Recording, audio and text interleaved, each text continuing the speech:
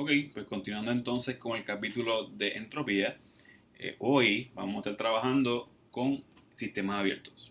¿Verdad? Como sabemos, el curso básicamente se divide en varias partes, como los primeros capítulos son sistemas cerrados, introduciendo los conceptos básicos, después las trabas termodinámicas, pasamos a la segunda ley, bueno, mentira, pasamos a sistemas abiertos, donde la masa puede atravesar el límite ya, y luego terminamos entonces con entropía, donde unimos no solamente la primera y la segunda ley, sino también unimos sistemas abiertos y sistemas cerrados. O sea, que en este capítulo de entropía se ve básicamente todo, ¿verdad? Balance de energía, balance de masa, balance de entropía, sistemas abiertos, sistemas cerrados. Bueno, no bregamos con sistemas transitorios, ¿verdad? Aunque lo pudiésemos hacer, eh, pero pues es un poquito fuera del scope de la clase por el momento. Aunque sí les debo un problemita, ¿verdad?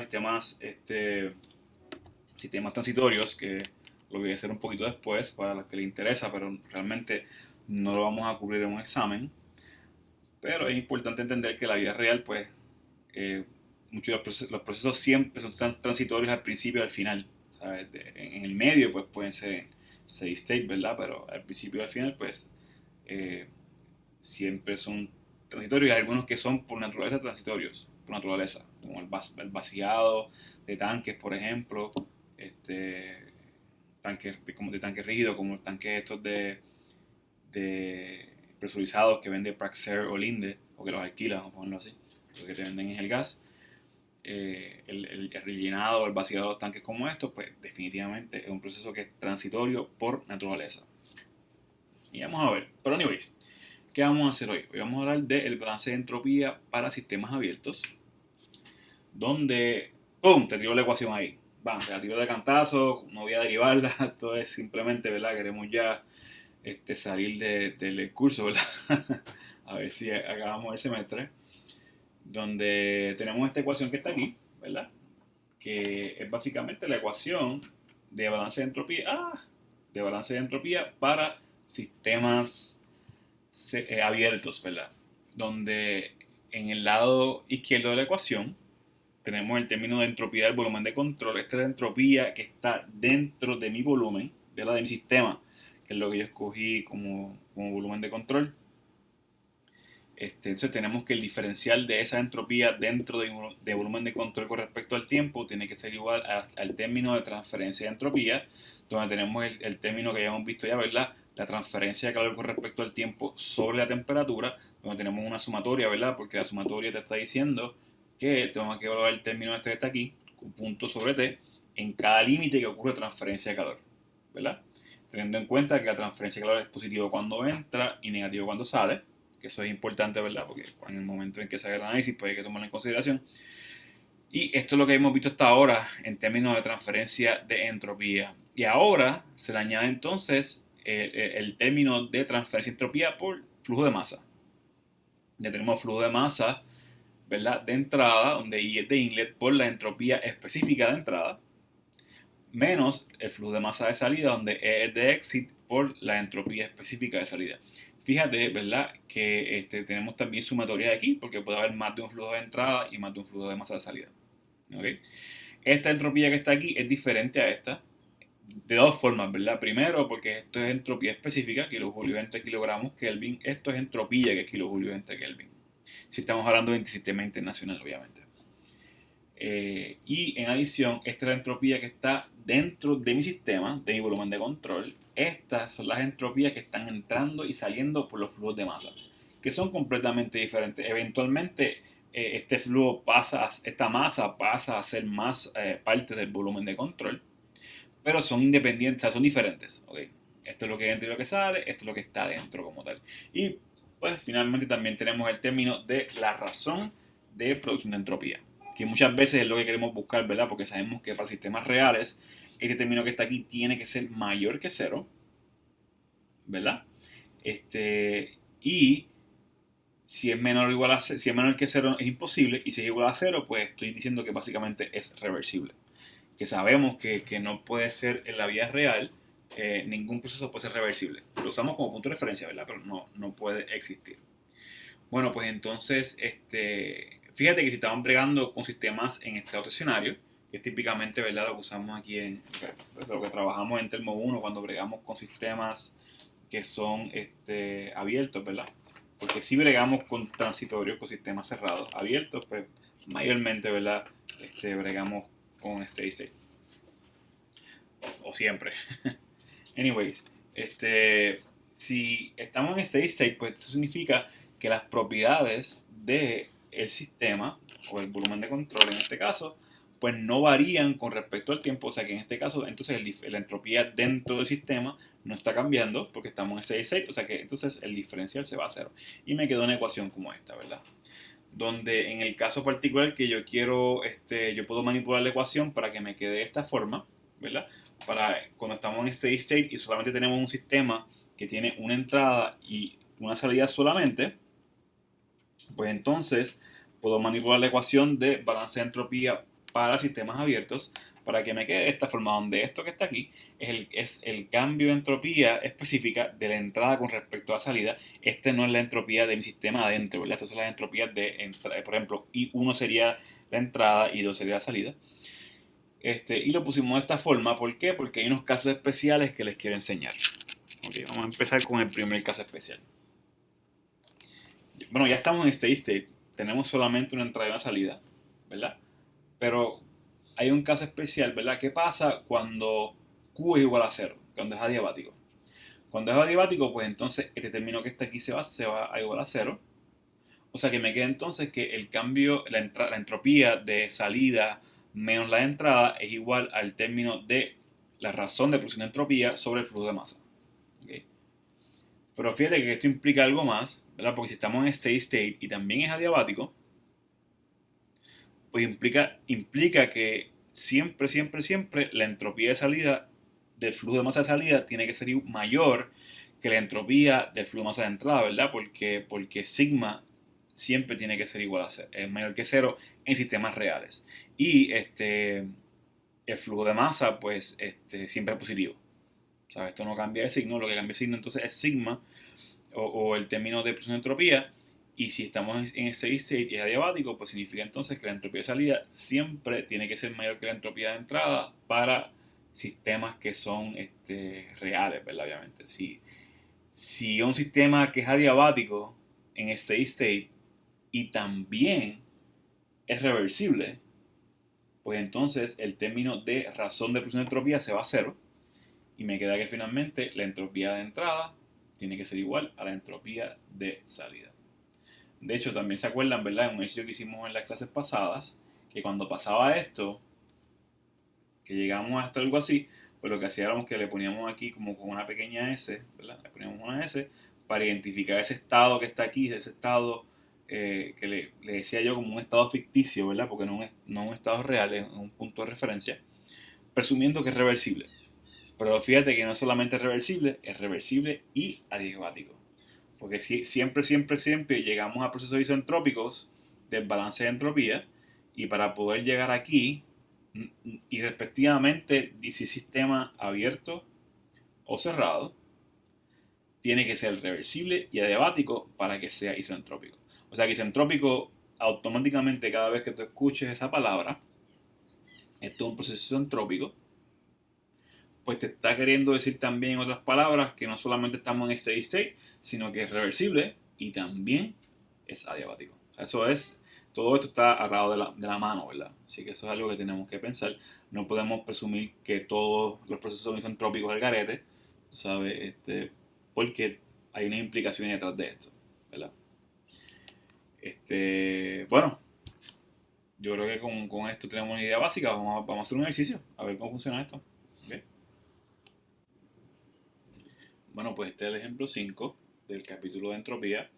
Tenemos aquí un sistemita raro, ¿verdad? Que un inventor reclama haber desarrollado.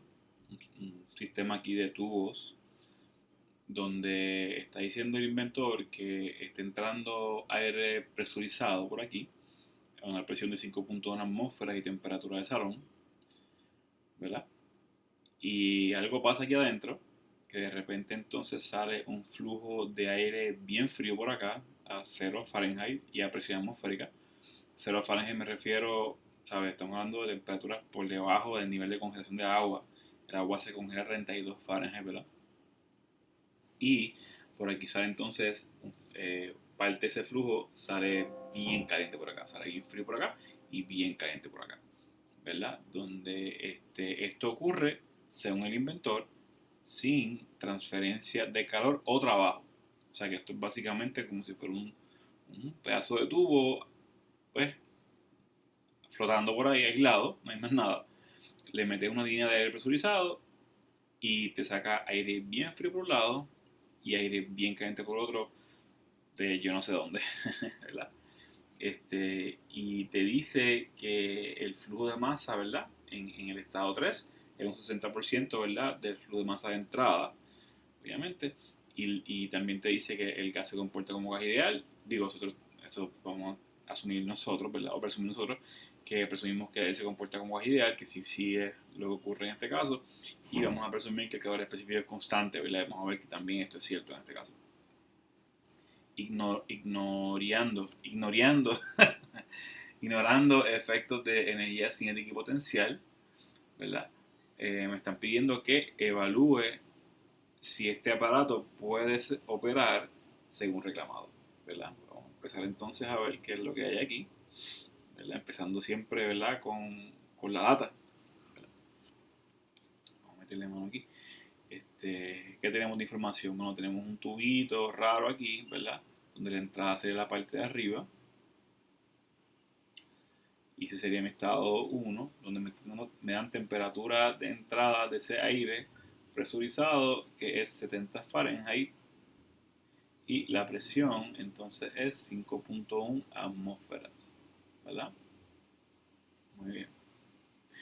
También me dice que en la salida 2 sería en este caso la salida caliente, sí, la 2, la salida caliente, donde sale a una temperatura el aire de 175 Fahrenheit, que eso es bastante calientito, ¿verdad? Ahora mismo en Puerto Rico estamos, y está bien caliente, yo no sé por qué, y eso que no hay calentamiento global, está bien caliente, ¿verdad? Y mucha humedad, pero no estamos aquí todavía. Entonces estamos aquí, ¿verdad? A esta temperatura y presión, y en la salida fría pues sería entonces el estado 3, donde la temperatura 3 es 0 Fahrenheit, que está bien, bien, bien frío, y la presión también 3 es una atmósfera. Y este aparatito que está aquí, ¿verdad? Pues me están básicamente pidiendo que verifique si se puede operar como reclama el inventor. También me dice que el flujo de masa de la salida fría es un 60% de la 0.6 del flujo de masa de entrada, ¿verdad? Donde esto que está aquí sería la data de entrada en inlet. Esta data que está aquí es el hot exit o el hot outlet. Y esta información que está aquí entonces es del hot inlet, el cold, ¿verdad? El flujo frío de salida. Y inlet de outlet. Bueno, ¿qué más información me dan? Yo creo que eso es todo lo que me dan por el momento. Me dicen que no hay transferencia, que no hay trabajo, pero eso lo vamos a incluir en presunciones. Y esto es ¿verdad? Esto aquí no va. Ignorando energía cinética y potencial. También lo ponemos en presunciones. Queremos buscar si esta reclamación, ¿verdad? Es cierta. Si este inventito es posible que pueda operar, ¿verdad? Vamos a evaluar, ¿verdad? Si este aparato,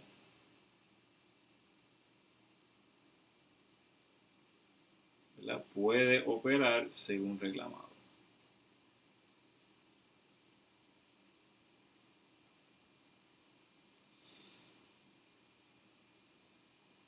Según reclamado. Okay, vamos allá entonces. ¿Qué viene ahora, verdad? Las presunciones, ¿no? Perdón. Vamos con las presunciones. Vamos a presumir un par de cosillas aquí, ¿verdad? Aunque las presunciones están todas en este caso en la aseveración del problema, donde aquí te dice que el inventor que opera en okay, ya te dice que está operando también en estado estacionario, ¿verdad? Así que esa va a ser mi primera presunción. Estamos operando en estado estacionario. También el inventor me dice, bueno, en este caso yo creo que eso lo ponemos nosotros, ¿verdad? Que el aire es gas ideal. Que en verdad es cierto, lo podemos verificar, pero para ahorrar tiempo, pues simplemente lo estoy poniendo aquí. También vamos a presumir que no solamente el aire es ideal, sino que su calor específico a presión constante, va a ser constante, valga la redundancia, ¿verdad? Aunque son dos diferentes constantes, ¿verdad? En este caso. Vamos a hacer la división para seguir por acá. ¿Qué más vamos a poner? Bueno, también esto también está escrito por ahí en algún sitio, que vamos a decir que el cambio en energía cinética y potencial es insignificante, ¿verdad? Es insignificante en este caso.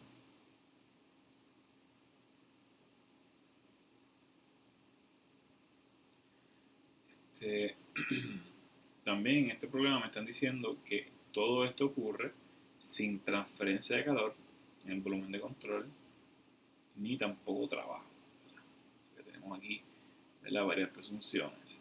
Eso es porque el inventor también lo está diciendo que es así. ¿Ok? Pues ya que tenemos todo esto, pues podemos pasar entonces a el análisis.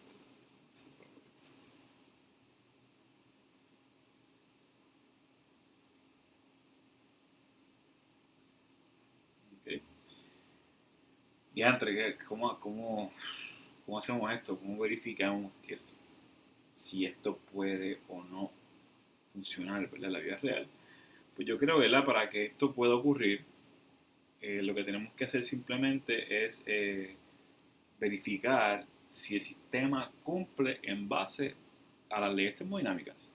Eso es todo. Para evaluar si puedo operar, ¿verdad?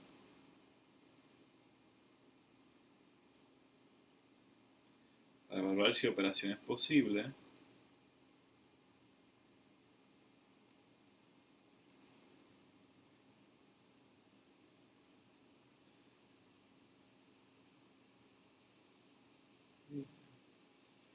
El sistema debe cumplir con las dos, bueno, con las leyes termodinámicas en general.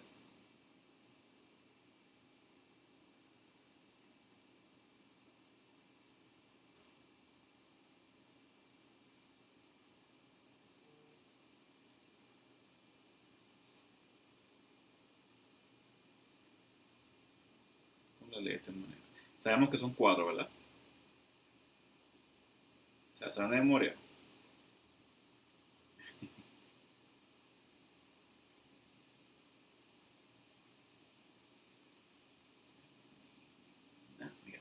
Donde en este caso, ¿verdad?, sabemos que son cuatro leyes, está la ley 0, 1, 2 y 3, ¿verdad? Sin embargo, la ley 1 y la ley 2 son las únicas que realmente tienen una ecuación, ¿verdad?, que es la que utilizamos en clase. O sea que en este caso vamos a estar concentrando, ¿verdad?, nos vamos a concentrar con la primera y la segunda ley. O sea que básicamente el sistema tiene que cumplir este, tiene que cumplir con las dos leyes, ¿verdad?, para poder decir que antes sí podría operar según reclamado. No es que va a operar, ¿sabes? Es que no viola las leyes termodinámicas. Vamos a ponerlo así. ¿Okay? Eso básicamente es lo que podemos decir, ¿verdad? Que si puede o no. Pero no es como que sí realmente va a pasar. Eso pues requiere de pues, otros aspectos que están fuera del scope de este curso, ¿verdad? Bueno, por el momento lo que tenemos que hacer en verdad es verificar si el sistema en verdad puede o cumple con las dos leyes y vamos a ver cómo funciona eso. O sea que vamos a empezar con la primera ley, ¿verdad? Con la primera ley y vamos a ver si ese sistema o este pues inventito que tenemos aquí cumple con la primera ley, ¿verdad? Y tiene que cumplir con las dos, no puede cumplir con una o la otra, ¿verdad? No puede cumplir con la primera sí, con la segunda no, o la segunda sí y la primera no. Tiene que cumplir con las dos.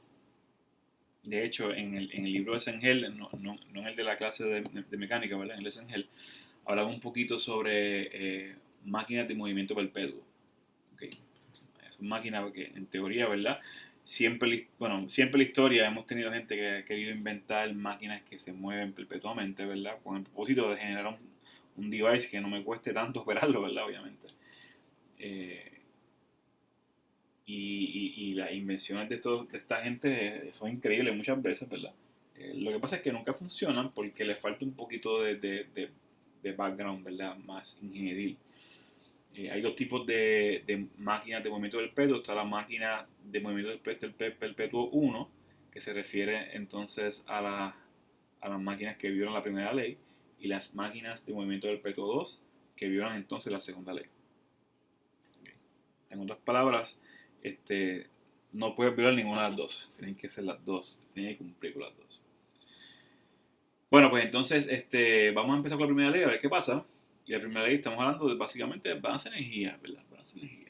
O sea que, y sabemos que como todo sistema abierto, ¿verdad? Pues antes de hacer un balance de energía tenemos que hacer un balance de masa. Muy bien, vamos a hacer un balance de masa en el sistema, en el inventito que yo no sé qué es esto, ¿verdad?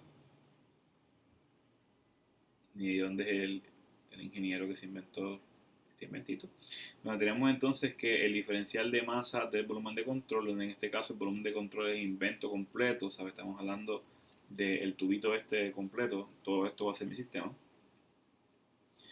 Es igual a la sumatoria de los flujos de masas que entran, que en este caso solamente entra un flujo de masa, ¿verdad? Que es m.1, menos la sumatoria de los flujos de masas que salen, que sería entonces m.2 más m.3, m.2 es la salida caliente, ¿verdad? Y la 3 es la fría.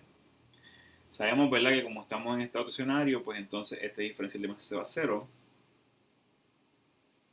Y también sé que este flujo de masa 3, según la información dada, es un 60% del flujo de masa de entrada. O sea, que 0 es igual al flujo de masa de entrada, ¿verdad? Menos el flujo de masa de salida caliente, menos el flujo de masa de salida fría, que ese es un 60% del flujo de masa de entrada. De aquí fíjate que puedo despejar para el flujo de masa de salida caliente, que me queda, que es esto para acá, que m.1 menos 0.6 m.1, que esto es básicamente, ¿verdad? 0.4 m.1. Y hasta aquí llegamos con el balance de masa, ¿verdad? Si yo utilizo entonces esta ecuación de balance de masa en alguna otra ecuación, estas dos, pues entonces ya estoy obligando automáticamente a que el sistema siga la ley de conservación de masa. ¿Okay? Si sigue esto, que lo saqué del balance de masa, pues automáticamente estoy diciendo que sigue la ley de conservación de masa. Ok, pero hasta ahí llegamos básicamente con el balance de masa. Vamos a ver qué pasa entonces con el balance de energía. Balance de energía, donde mi sistema también va a ser el inventito. Ese es mi sistema, el invento.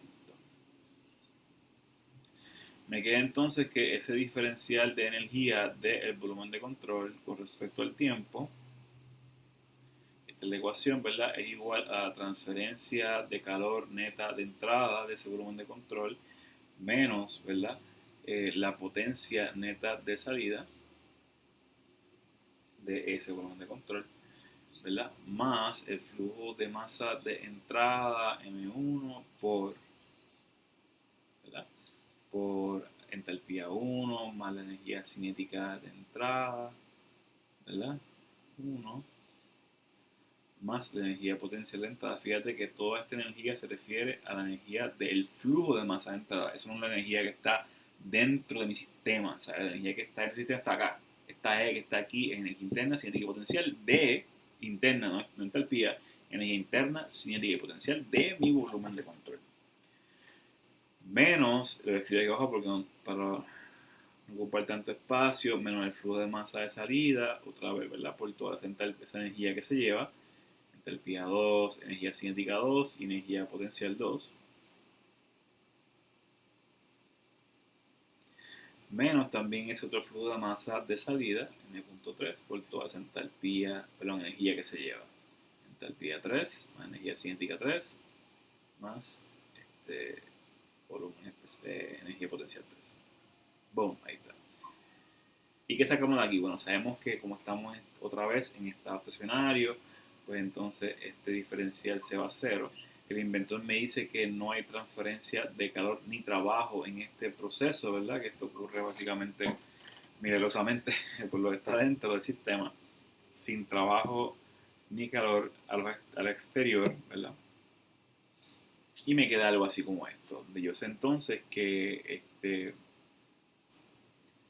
cero tiene que ser igual al flujo de masa de entrada por toda esa energía de entrada que pues para propósitos de esta manipulación, para hacerlo un poquito más llevadero, le voy a llamar a todo esto teta 1 y por consiguiente teta 2 y que está aquí teta 3, donde me queda que esto es m1 por teta 1 menos m2, pero ¿qué era m2?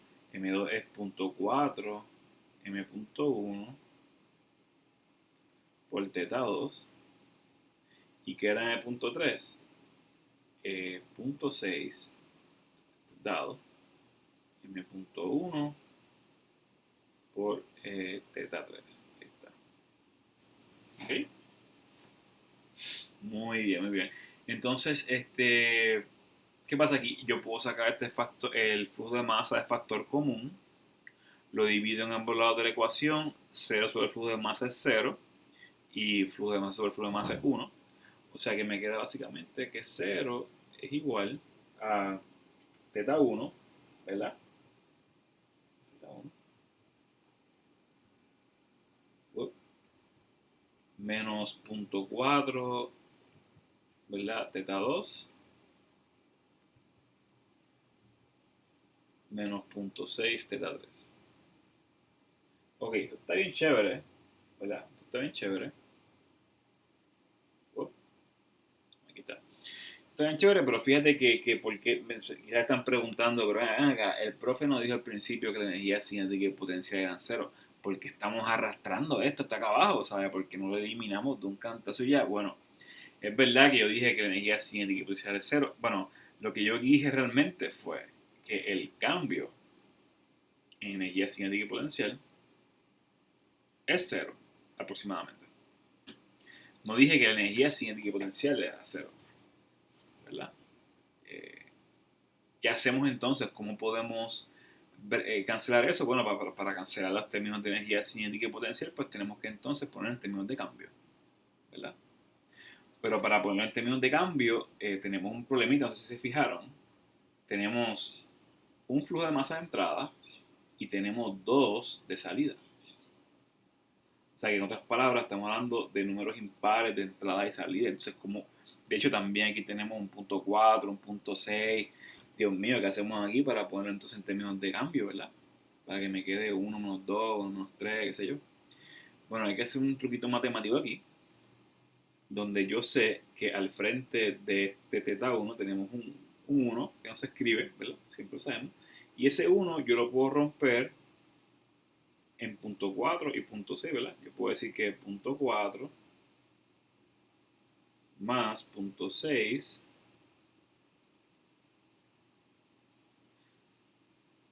esto que es igual a 1 se queda igual, este término se queda idéntico, lo único que rompí ese 1 como punto 4 y punto 6. Pero si expando esto, me queda que esto es punto 4 por teta 1 más punto 6 por teta 1, que es lo mismo, y ahora sí puedo entonces reagrupar y me queda que 0 es igual a punto 4 por teta 1 menos teta 2 más punto 6. Punto 6. Yo creo que esto lo habíamos hecho en algún momento en otro ejercicio, pero no recuerdo bien. Este es punto 1 menos punto 3, perdón, teta 1 menos teta 3. ¿Verdad? Y expandiendo esto, me queda que 0 es igual a 0.4 por H1 menos H2 más 1/2 V1 al cuadrado menos V2 al cuadrado, ¿verdad? Más G por Z1 menos Z2. Y esto mismo, ¿verdad? Lo hacemos con el próximo término, donde sería multiplicado por 0.6 en vez de 0.4, ¿verdad? Eso salió del balance de masa, recuerda. 6. Me cansa la mano. H1 menos H3 más 1/2 V1 al cuadrado menos V3 al cuadrado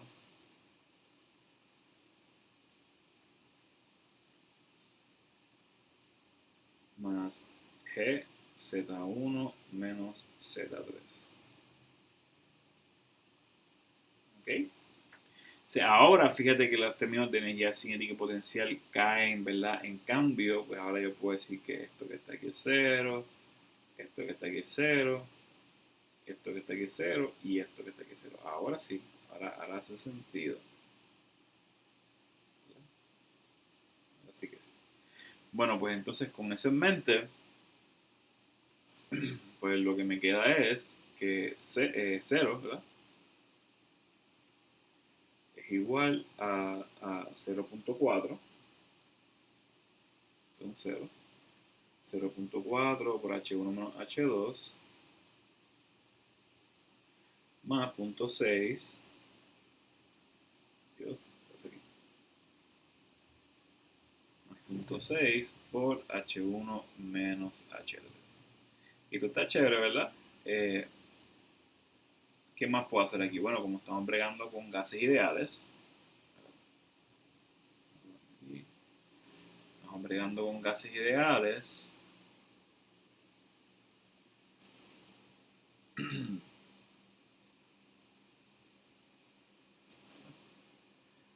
y según las presunciones, ¿verdad? Como el calor específico a presión constante es una constante, valga la redundancia, pues entonces me queda que el cambio en entalpía para gases ideales lo puedo aproximar, o en este caso va a ser exacto, ¿verdad? Porque es constante, con el calor específico a presión constante por el cambio en temperatura, ¿verdad? Que esto es para gases ideales.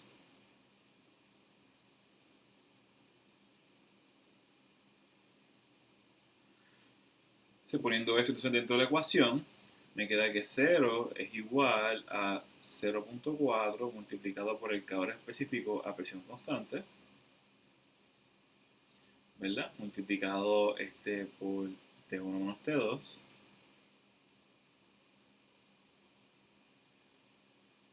más 0.6 multiplicado por T1 menos T3. ¡Bum! ¡Ah! ¡No! Falta el calor específico. 0.6 multiplicado por el calor específico, ahora sí. Ups. Sorry. El calor específico a presión constante por T1 menos T3. Ahora sí que sí. ¿Verdad? Técnicamente, ¿verdad? Se supone que hubiésemos evaluado el calor específico a presión constante promedio, ¿te acuerdas, verdad? Que cómo funciona esto realmente es que es delta H igual a Cp promedio por delta T, donde Cp promedio, pues básicamente es evaluarlo a cada temperatura y hacer un promedio aritmético, ¿verdad? Pero en este ejercicio me dicen que es constante, o sea, que no varía. Y para sacarlos de la duda, ¿verdad? Para que no se me queden ahí dando, quiero decir la mente en el aire. Si vamos a la tabla, ¿verdad? Tabla de calores específicos para aires, este es el libro de Morán. Tenemos una tabla A20E, ¿verdad? E porque está en un sistema inglés. Las temperaturas, estamos hablando de 0, 70 y 175 Fahrenheit. No llegamos a hacer las tablas, pero fíjate que de 40 a 200 Fahrenheit, básicamente el calor específico de presión constante se mantiene en 0.2 cuadros.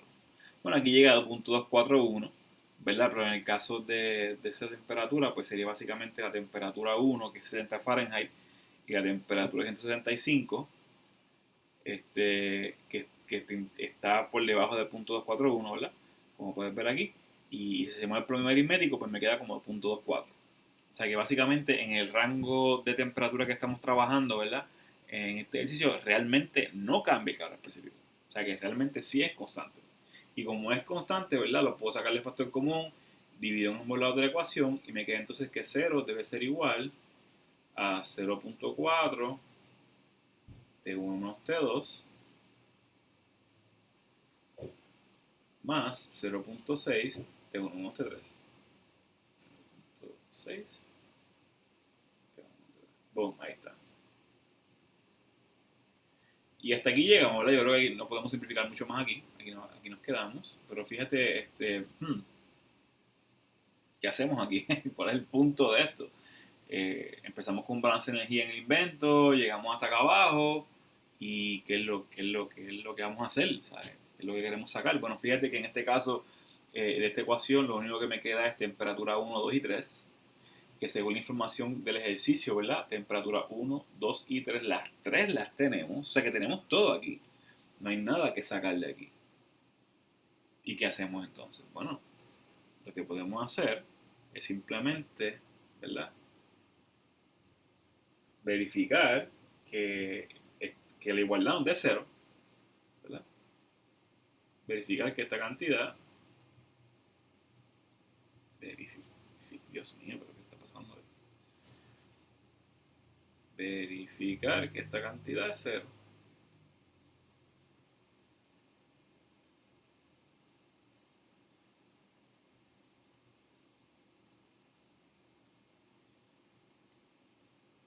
Porque si, ¿qué pasa si es cero?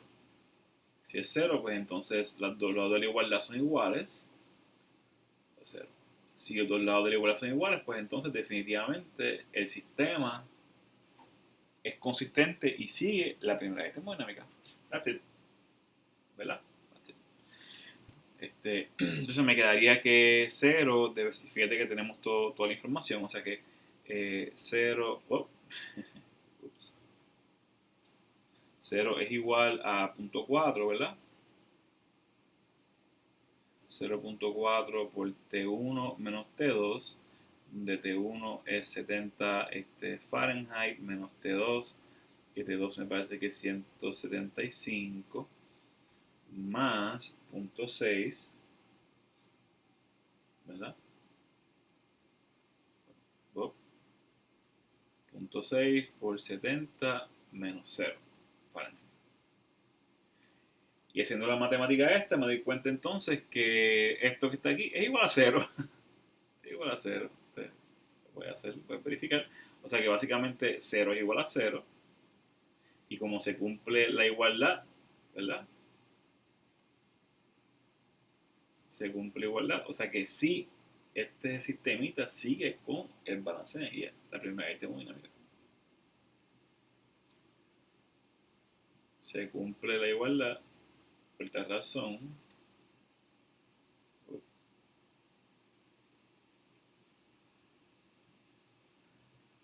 sea, en otras palabras, cumple con la primera ley.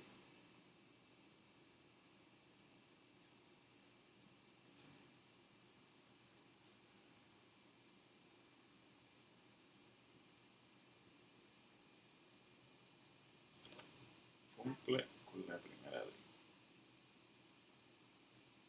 Ok, entonces parecía que no, ¿verdad? Se veía raro el sistema este, pero aparentemente sí, cumple con la primera ley. Fíjate que van a haber varios ejercicios como estos en el libro y también en el examen final. Y no siempre son así. ¿Sabes? Hay veces que, por ejemplo, en el ejercicio no me dan T2 o T1 o T3, por ejemplo, si fuera algo así como esto. Y en los casos que me falta información, yo puedo sacar la información del balance de energía. Yo puedo sacar la temperatura o algún tipo de propiedad del balance de energía que lo podría entonces utilizar para fijar un estado. Si yo fijo un estado en base a información que sale del balance de energía, pues también estoy cumpliendo con la primera ley, porque estoy forzando la propiedad en base al balance de energía. O sea que eso es otra forma también de trabajar el problema. En este caso no ocurrió así. ¿verdad? Pero eso de los inventores, pues ahí siempre hay que verificar que cumpla con la primera y segunda ley. Y hay veces que lo que hace la primera ley es sacar información. Vamos a ponerlo así. La segunda ley no. Segunda ley sabemos lo que va a pasar, ¿verdad? Y vamos a trabajar con eso ahora. Pues entonces, la segunda ley, ¿qué es lo que implica eso? Pues tenemos que hacer entonces, para la segunda ley, un balance de entropía, ¿verdad? Así que vamos a hacer eso. Vamos a hacer una página nueva acá. Hacerlo aquí. Vamos a hacer entonces un análisis de la segunda ley. Obviamente, pues esto se refiere a un balance de entropía donde el sistema va a ser igual el inventito. Viste, le cogí cariño, ¿verdad? Pues inventito. Ah, Dios, ok, inventito. Ups. Bueno, pues entonces, este es mi inventito, ¿verdad? Y tenemos que hacer un balance de entropía, donde el balance de entropía me dice que el diferencial de entropía con respecto al tiempo del volumen de control, donde está la entropía como tal, ¿verdad? Equilibrio entre Kelvin dentro de mi sistema tiene que ser igual al término de transferencia de entropía por transferencia de calor, donde tenemos que esto es igual a Q punto sobre T. Nuestra temperatura tiene que ser en escala absoluta, obviamente, más el término de transferencia de entropía por transferencia de masa, que sería entonces en flujo de masa 1 por entropía 1, ¿verdad?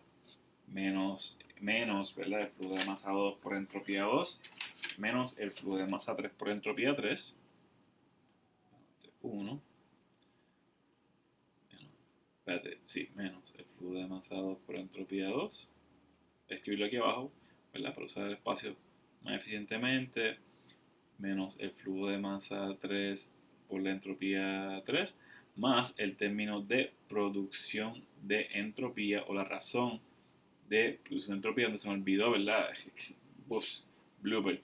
Se me olvidó mencionar en la clase pasada, en los slides, que esto que está aquí también se puede, eso depende del libro. O sea, esta es la ecuación para el libro de Morán, o el término para el libro de Morán, para el libro de Sanger, y usan ese gen, ¿verdad? Con un puntito arriba.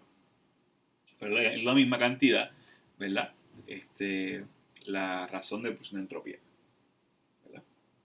Bueno, pues entonces sabemos que como estamos en ese state, ¿verdad? Esta cantidad que está aquí se va a cero, porque la propiedad, recuerda que entropía es propiedad. Esta cantidad que está aquí me está diciendo que también se va a cero. ¿Por qué? Porque es adiabático, ¿verdad? Según el inventor. ¿Y qué es lo que queremos sacar de aquí realmente, tú sabes? ¿Qué queremos obtener de aquí? Bueno, lo que queremos obtener realmente, estamos buscando el sigma gen, ¿verdad? Estamos buscando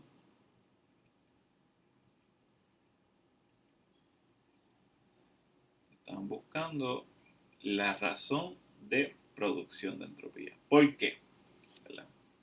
¿Por qué me interesa esto? Porque yo sé que si esta cantidad que está aquí es mayor que cero,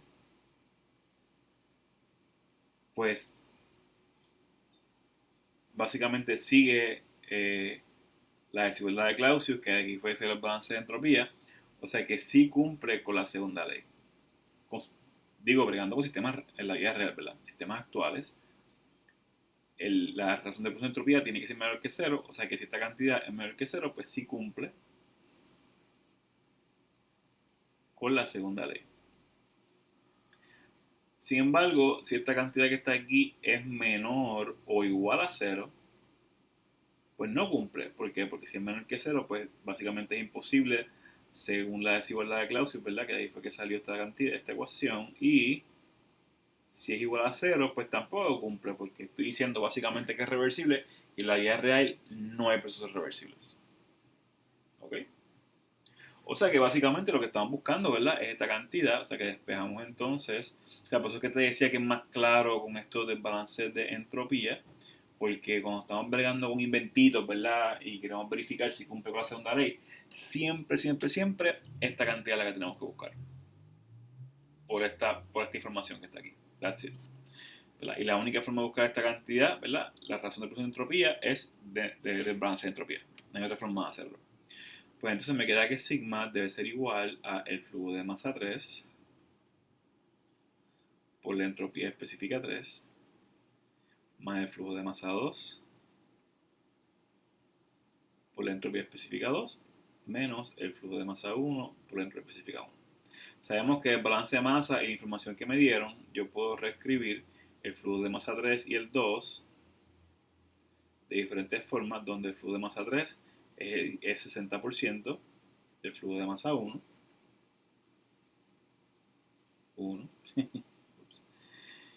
El flujo de masa 2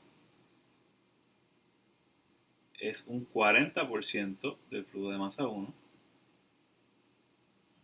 C2. ¿Verdad? Y el flujo de masa 1 pues simplemente es el flujo de masa 1.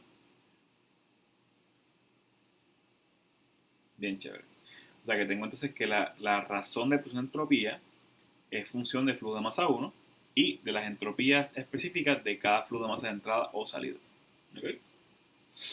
Si nos remontamos al problemita, ¿verdad? Esta parte de información que me dan aquí, fíjate que a mí no me dan ningún tipo de información de velocidad ni de área, ni tampoco me dan ningún flujo de masa.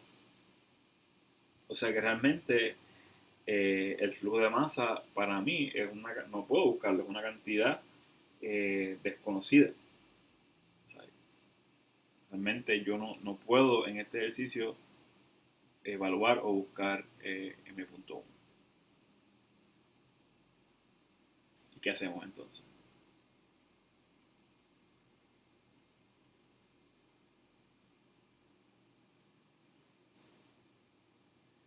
Bueno, en este caso, fíjate que no importa.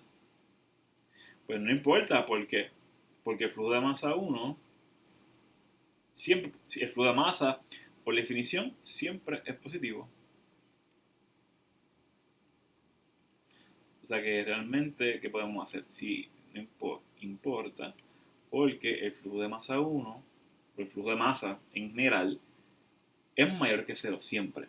No el 1, ¿sabes? Realmente, los flujos de masa siempre son mayor que 0.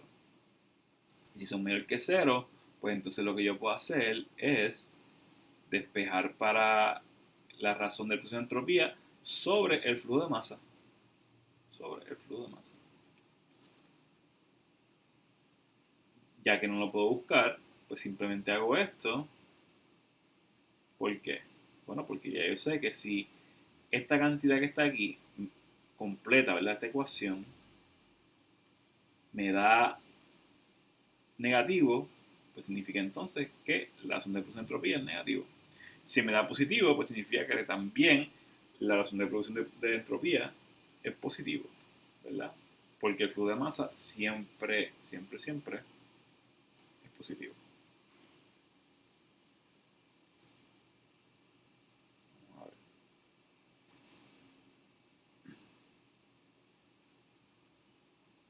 A donde el sigma punto sobre m punto también, si es mayor que 0, pues sí cumple.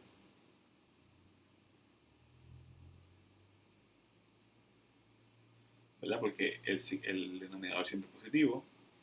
Y si esto es menor o igual a 0, pues no cumple. O sea que se queda igual. Se queda igual. ¿Verdad? Si hubiese pasado un examen, lo más seguro se trancaban ahí. Si le pasaba esto a un ejercicio de práctica, le pichean, ¿verdad? No le pueden pichar. O sea, que estos son los trucos. Los trucos que yo cuento para que ustedes entiendan estos trucos para los exámenes. Como que yo te doy un ejercicio de práctica para que tú le encuentres los trucos, porque esos son los mismos trucos que yo uso entonces en el examen. Le pongo un poquito de color diferente, o sea, cambio un poquito de ejercicio, ¿verdad? Pero, o sea, esa es la idea. Bueno, pues entonces quedamos con esta ecuación. Ah, pero tengo otro problema, ¿verdad? Tengo otro problemita porque fíjate que para gases ideales, otro problema, ya siguen saliendo problemas en este ejercicio. Este, tengo otro problema.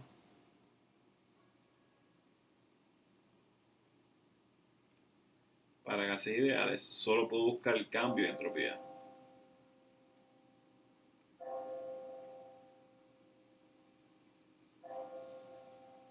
no puedo buscar entropía en un estado en particular. O sea, fíjate que solo puedo buscar cambio de entropía. Fíjate que en este ejercicio, en esta ecuación que está aquí abajo, solo puedo buscar cambio en entropía específica.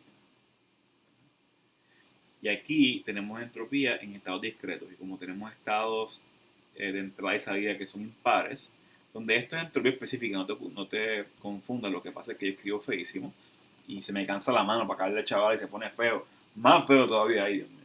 Bueno, anyways, la cuestión es que fíjate que tenemos esta cuestión que está aquí y tenemos unos estados de entrada y salida que son impares. O sea que no tenemos realmente un cambio. Pero para gases ideales solo puedo buscar, ¿verdad?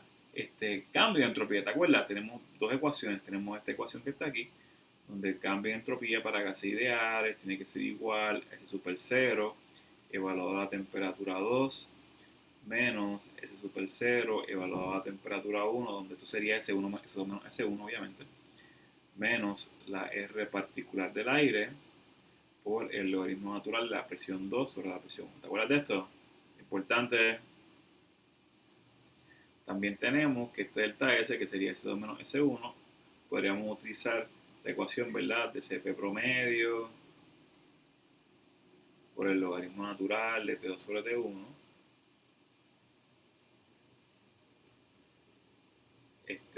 Menos R, este se queda igual, este término se queda igual, logaritmo natural de P2 sobre P1. O sea que básicamente la única forma de buscar entropía es en forma de cambio, ¿verdad?, para gases ideales.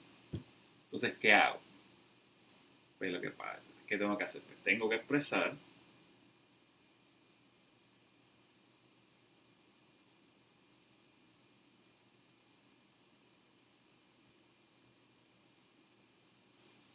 el término de sigma sobre flujo de masa en términos de cambio de entropía.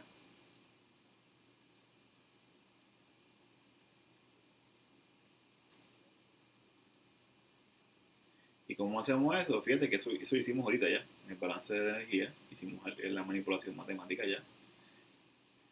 Porque fíjate que lo que hacemos es que simplemente al frente de S1 rompemos ese 1 que está multiplicado por ese 1, ¿verdad? Y lo rompemos como ese punto, perdón, punto 6 y punto 4. O sea, en otras palabras, tengo sigma sobre flujo de masa igual a punto 6, ¿verdad? Por S3 más punto 4 por S2.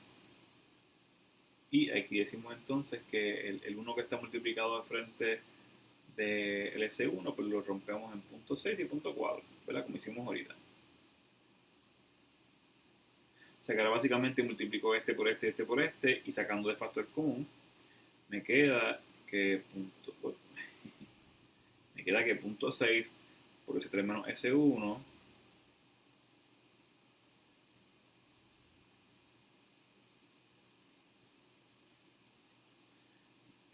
más punto 4 por S2 menos S1 tiene que ser igual al término de producción de entropía sobre el flujo de masa. Y ahí está. Aquí tenemos una ecuación entonces para buscar el término de producción de entropía sobre el flujo de masa. ¿Ok? Bueno, pues entonces, ¿qué pasa? Fíjate que para buscar este cambio, ya tenemos forma de cambio, o sea que estamos bien. Para buscar este cambio de entropía, pues entonces tenemos que usar una de estas dos ecuaciones. Y como en este ejercicio me dijeron que el calor específico era constante, ¿verdad? Pues yo creo que me voy a inclinar por esta ecuación que está aquí. O sea que entonces la producción de entropía de mi volumen de control sobre el flujo de masa, ¿verdad?, la puedo expresar como punto 6, ¿verdad?, por S3 menos S1, que sería entonces calor específico a presión constante por el logaritmo natural de T3 sobre T1. Sobre T1.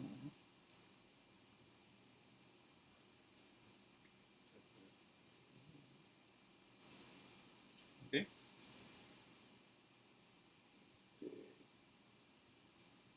un error. T sobre T1, ¿verdad? Menos, menos la R particular del aire por el logaritmo natural de P3 sobre P1. P3 sobre P1, todo esto multiplicado por 0.6. Y tenemos un término adicional que sería entonces 0.4. Como en este caso, este sería entonces S2 menos S1. Tenemos este término S1. S2 menos S1 sería entonces 0.4 por el logaritmo natural. Ahora sí, T2 sobre T1 menos R particular por el logaritmo natural de P2 sobre P1.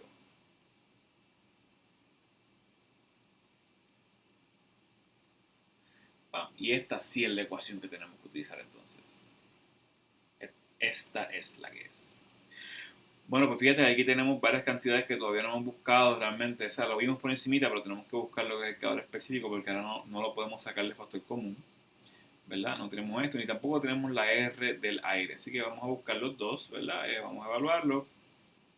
Y entonces vamos a ver qué es lo que hay aquí. Para el caso del calor específico a presión constante, pues simplemente para el caso de SP, como es constante según este ejercicio, y vimos que si era constante, fíjate que en el caso de la tabla A20E para el libro de Morán, nos quedamos que estamos cerca de 0.24, BTU entre la masa ranking, también en el libro de Sengel, pues tenemos entonces que es la tabla A2E, que también es la información, 0.24, ¿verdad? Pues entonces de aquí decimos que esto es 0.24, 40 si quieres ponerlo, BTU entre libras masa ranking, donde esto salió de la tabla A20E para el libro de Morán y la tabla A2EB para el libro de Sengel. Okay. Aquí sabemos, y es la R. Bueno, la R es la R particular del aire, donde básicamente es la evaluación de la R universal sobre el peso molecular del aire, donde la R universal para el libro de Sengel usan R sub U, pero en el libro de Morán pues usa R con rayita arriba. Y esto, pues como estamos en sistema inglés y estamos bregando con BTU y qué sé yo, pues deberíamos usar la R universal. Esto sale del libro, las mismas conversiones. 1.986, ¿verdad? Esto es BTU entre libras mol ranking sobre el peso molecular, que es 28.97 libras entre libras mol. Me cancela entonces libras mol con libras mol y me queda que esto es igual, un número bien extraño, ¿verdad? Pero esto es lo que hay, es 0.06855 BTU entre libras masa ranking. ¿Ok? Si ya tenemos entonces el calor específico, tenemos la R, así que pues tenemos que entonces analizar todo esto. Vamos a hacerlo. Tenemos que sigma CV sobre el flujo de masa es igual a 0.6, 0.6 multiplicado por el calor específico, que es 0.24 en este caso, BTU entre libras masa ranking. Estoy poniendo las unidades porque es importante siempre, ¿verdad?, cuadrar las unidades para que no se nos quede nada, multiplicado por el logaritmo natural, ¿verdad?, de T3 sobre T1. Importante, ¿verdad?, que las temperaturas tienen que ser, ¿qué?, absolutas, donde la temperatura 3 en este caso es 0 Fahrenheit más 460 o 459.67, ¿verdad? Eso, pues, yo creo que deberíamos usar el otro. pero funciona bien con 460 sobre la temperatura 1, que es 70 Fahrenheit, más 460. Pues esto lo convertimos entonces en Rankine, ¿verdad? En Rankine. Fíjate que dentro de los logaritmos siempre se tienen que cancelar las unidades. Menos la R, que ya la buscamos, que es 0.06855. También BTU entre libras masas Rankine. Fíjate que aquí tenemos entonces ya la paridad de unidades, o sea que eso es importante, multiplicado por el logaritmo natural de P3 sobre P1, donde P3 es una atmósfera y P1 es 5.1, aquí es donde entramos presurizados, ¿verdad? Las unidades se cancelan, ¿verdad? Atmósfera arriba, atmósfera abajo, se cancelan. Y también tenemos el término de punto 4, se hace más, lo voy a escribir acá abajo para que se vea más claro. Punto 4, ponle bracket mejor, por punto 24 multiplicado por el logaritmo natural. Ahora es T2 sobre T1, donde T2 es 175 grados Fahrenheit más 460, ¿verdad? Ese es en el numerador, sobre en el denominador, que es lo mismo, ¿verdad? 70 más 460.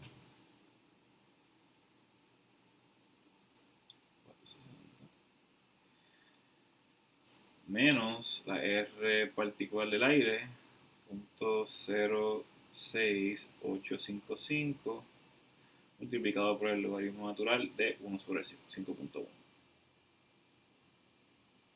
¿Okay?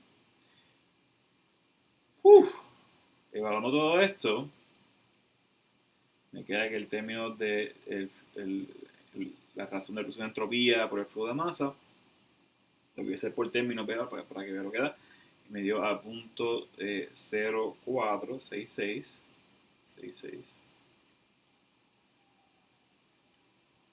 BTU entre Libre Ranking más punto 0.620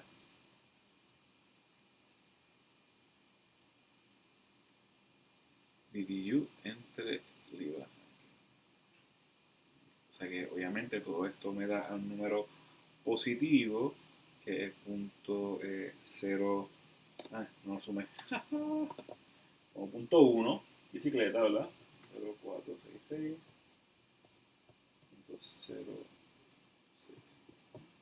punto 1.86, ¿verdad? 1.1086 1086 BTU entre libras.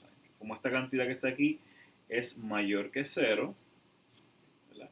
Esta cantidad, como esto es mayor que 0, pues entonces sí cumple con la segunda ley.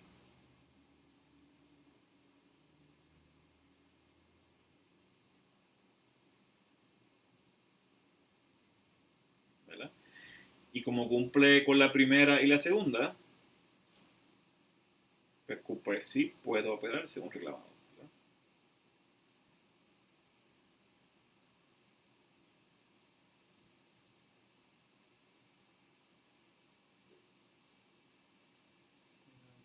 Y segunda.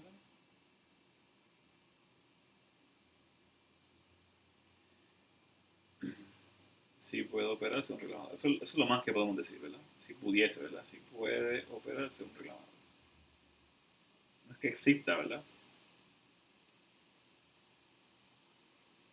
Pero podría ser. Bueno, de hecho, en este caso en particular, sí existe, ¿verdad? Sí existe y se le conocen como vortex tubes. También se le conoce como un Rankine-Hilsch vortex tube, que básicamente es como si fuera, le dice como si fuera un heat pump sin partes que se muevan, pero lo que está pasando es que está entrando, ¿verdad? Aire presurizado por aquí arriba, y la geometría interna del diseño, ¿verdad? Del sistemita, induce que el flujo se mueva en forma de vórtice, ¿verdad? Pero en forma de vórtice en una dirección preferencial que se mueve en esta dirección, ¿verdad? El flujo inicial. Entonces, ese sistemita, por las presiones que están entrando y por el diseño geométrico del mismo, puede inducir una rotación súper alta de hasta 1.000.000 de RPMs. O sea, que estamos hablando de los carros, estamos hablando de miles de RPMs, los motores de los carros, aquí estamos hablando de millones de RPMs, ¿sabes? Que esto va a las millas por abajo, rotando, ¿verdad? Pero cuando llega entonces ese flujo en forma de vórtice hasta el otro lado, se encuentra con un punto de estancación, donde parte del flujo de masa vuelve para atrás y parte sale. El que vuelve para atrás vuelve también en forma de vórtice, pero vuelve en un vórtice más pequeñito dentro del vórtice inicial. Entonces, el cambio en energía cinética entre los dos vórtices induce también un cambio en energía termal y terminamos entonces con un vórtice saliendo bien frío por acá y un vórtice saliendo un flujo saliendo bien frío por acá de aire y un flujo saliendo bien caliente por acá. Esto se utiliza en práctica para hacer spot cooling. Vamos a suponer que hay una pieza específicamente que se calienta mucho en una fábrica y tú tienes aire comprimido por todos lados y simplemente en vez de usar un sistema de refrigeración, pues lo que usa simplemente es aire comprimido para generar aire bien frío y enfriar localmente. Spot cooling. Y el que se inventó esto, o los que se inventaron esto, imagino que son estas dos personas, ¿verdad? Por los apellidos raros. Son unos genios, lo más seguro, ¿verdad? Que esto está brutal. Pues soñar con esto y diseñarlo así, ¿verdad? Pero sí existe en la vida real. Ahí lo pueden buscar en internet. Bueno, yo creo que hasta aquí llegamos con este problema. Básicamente, cuando estamos bregando con sistemas que son, ¿verdad? Reclamaciones de inventores, pues tenemos que buscar primero primera ley, después segunda ley. Si cumple con los dos, funciona. Si no cumple con los dos, pues no puede funcionar según reclamador. Bueno, hasta aquí llegamos con este problema.